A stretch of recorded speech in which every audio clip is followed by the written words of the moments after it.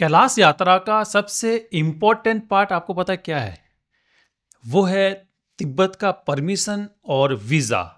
और वो कब आता है, ये जानकारी होना सबसे ज़्यादा ज़रूरी है, क्योंकि ये भी एक तरह से प्रिपरेशन का ही पार्ट आता है। क्योंकि ये सही जानकारी आपके पास है तो आप काफ़ी पैसा अपना बचा सकते हैं फालतू लगने से। कैसे? तो आज के इस वीडियो में इस टॉपिक को अपन डिटेल से कवर करेंगे, ताकि आपको भी ये सारी जानकारी हो जाए और आप भी अपना फालतू पैसा लगने से बचा सकते हो।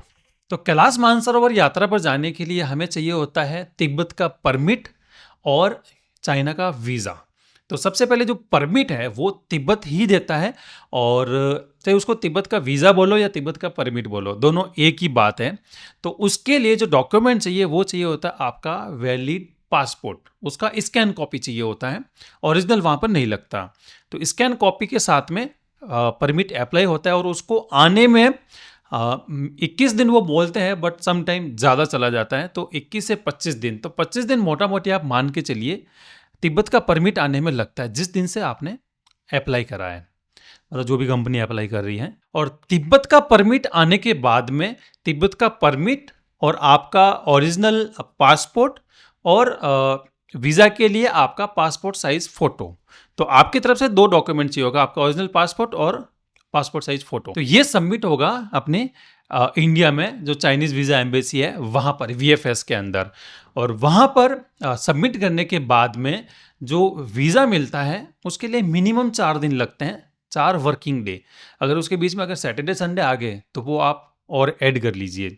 तो मिनिमम 4 दिन के बाद, सम टाइम वो 4 से 5वां दिन भी हो जाता है। और ये 4 से 5 दिन तब लगेगा अगर आपका वीज़ा एक्सप्रेस में अप्लाई हुआ है, जिसका कॉस्ट ज़्यादा लगता है।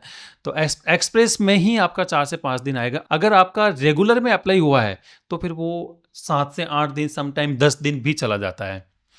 तो वो डिपेंड करेगा कि आप जिस कंपनी से जा रहे हो उस कंपनी ने आपका वीज़ा एक्सप्रेस में अप्लाई करा है या रेगुलर में अप्लाई करा हुआ है। तो हम ट्रेवल पॉकेट से हमारा सारा एक्सप्रेस में ही अप्लाई होता है।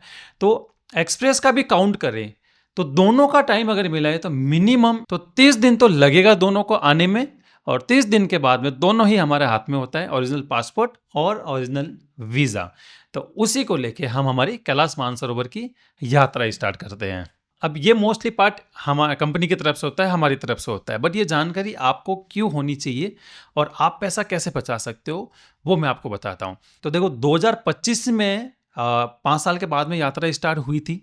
तो अब बहुत सारा आपने न्यूज़ भी सुना होगा कि बहुत सारे लोग कोई 10 दिन से काठमांडू में बैठे हैं, कोई हिल्सा में बैठे हैं, कोई सिमिकोट बैठे हैं, सब वहाँ पर फंसे हुए हैं या वहाँ पर बैठ के वेट कर रहे हैं।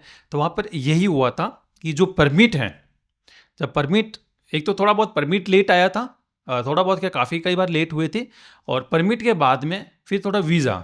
तो बिना परमिट आए ही काफ़ी सारी जो कंपनी बोल दो या कुछ भी बोल दो, वो लोगों ने बिना परमिट के ही यात्रियों को अपने घर से नेपाल बुला लिया और वहाँ पर नेपाल में बैठे रहे, और परमिट का भी कुछ अता पता नहीं था।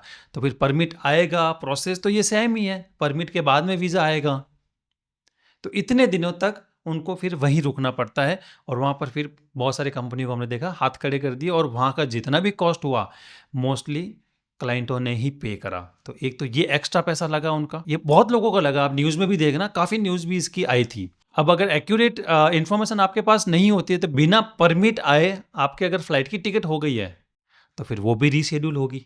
या तो आप उसी के बेस पे आप जाओ, वहाँ बैठो और होटलों का पैसा दो, या फिर आप थोड़ा-सा बाद में ही लेट करो। थोड़ा-सा पैसा फ्लाइट का ज़्यादा लगता है, उसमें में थोड़ी बढ़ जाती है, बट वो कन्फर्म होता है। तो हम जो डेट देते हैं वो जैसे परमिट आ जाती है, डेट तो वैसे तो पहले से ही कन्फर्म होती है, बट कहते हैं ना कि 1-2 दिन का आगे-पीछे जो होने के चांसेस होते हैं, तो वो भी हम जब परमिट हाथ में आ जाता है उस समय पे हम मीटिंग करके सबको बता देते हैं कि इस डेट से हम यात्रा जाएँगे। और हमने भी उसी चीज़ को ही फॉलो करा ताकि यात्रियों का वापस डबल-डबल पैसे नहीं लगे। तो वहाँ पर भी आपका काफ़ी मोटा पैसा सेव हो जाता है, मतलब एक्स्ट्रा लगने से बच जाता है। और सबसे बड़ा इम्पैक्ट फाइनेंस के साथ-साथ एक जो पड़ता है ना, वो पड़ता है मेंटल पे। ऐसी सिचुएशन में अगर फँस गए तो यात्रा स्टार्ट होने से पहले ही आप मेंटली ही इतना परेशान हो जाते हो कि मतलब कहते हैं ना कि फिर कहते हैं जैसे-तैसे करके यात्रा कंप्लीट करके आओ, तो आप यात्रा को फिर एन्जॉय ही नहीं कर पाते हो। बहुत लोगों को हमने वहाँ पर परेशान होते देखा, काठमांडू में भी और बीच में भी जहाँ बॉर्डर एरिया होता है ना, वहाँ पर जैसे कोदारी बॉर्डर हो गया और इधर से हिल्सा बॉर्डर हो गया, दिल्ली से जाते हो तो बहुत लोग हमें वहाँ पर मिले हैं। इवन जो हमारे साथ यात्री चले थे, उन्होंने भी ये अपने सामने देखा है यात्रियों को परेशान होते हुए। तो ये इन्फॉर्मेशन आपको होना ज़रूरी है, ताकि आपको जब भी आप यात्रा पर जा रहे होंगे तो आप काफ़ी अपना पैसा बचा पाओगे, अपना स्मार्ट मूव आप ले पाओगे। ताकि किसी के भी कंपनी के साथ जा रहे हो, ज़रूरी नहीं कि आप हमारे साथ ट्रैवल पॉकेट के साथ ही आइए, आप किसी के भी साथ जा रहे हो, जब भी आप ट्रैवल कर रहे हो, काठमांडू जा रहे हो, तो उनसे पहले आप उनसे ये पूछ सकते हो परमिशन आ गया क्या, परमिट आया कि नहीं आया। क्योंकि परमिट आने के बाद भी तो 4-5 दिन मिनिमम लगेगा ही। इतने दिन आप घूम रहे हो तो ठीक है, नहीं तो अदरवाइज़ हर किसी का बजट टाइट होता है ना, क्योंकि ऑलरेडी इतना पैसा लग रहा है कैलाश मानसरोवर में, वहाँ पर जाकर भी लगेगा, तो एक लिमिटेड बजट के साथ ही चल पाते हैं ना। तो ये एक एक्स्ट्रा चीज़ों को आप कंट्रोल कर सकते हो, और सही जानकारी होने से आपकी यात्रा को आप और स्मूथ बना सकते हो और मज़ेदार बना सकते हो। तो ये इन्फॉर्मेशन आपको कैसा लगा मुझे कमेंट करके ज़रूर बताना। वीडियो अच्छा लगा तो लाइक ज़रूर कर लीजिएगा। और एज लिमिट कितना होना चाहिए, क्या 70 से ऊपर जा सकते हैं, जाएंगे तो कैसे जा सकते हैं, तो इसको लेके मैंने एक डिटेल वीडियो कल अपलोड कर दिया है, तो वो आप जाके ज़रूर देखिएगा, मैं यहाँ पर डाल दूंगा। और एवरी डे में एक नए नए टॉपिक पे आपको इन्फॉर्मेशन कैलाश यात्रा के ऊपर प्रोवाइड कराता रहता हूँ। तो उसके लिए चैनल को सब्सक्राइब जरूर कर लीजिए और बेल आइकन दबा दीजिए, ताकि नोटिफिकेशन भी आप लोगों तक पहुँच जाए। तो मिलते हैं कल एक नए टॉपिक पे, तब तक के लिए बाय बाय, हर हर महादेव।